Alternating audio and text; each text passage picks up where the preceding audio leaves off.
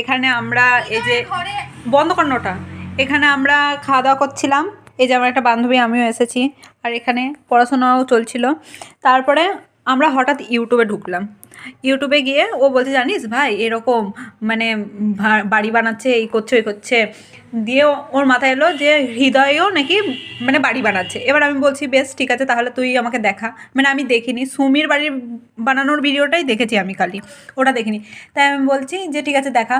ও search করলো সুমি বলে, এখানে সুমি রয় বলে, আর এখানে পিন্টুর সঙ্গে সুমির চলে এলো। ভাই হৃদয় কই? এটা তোর হৃদয় তো নিচে আছে। এটা কি মানা যায় গাইস? মানে সত্যি এইসব ভিডিও ইউটিউব থেকে ইনকাম করে সুমি বাড়ি বানাতে লাগলো।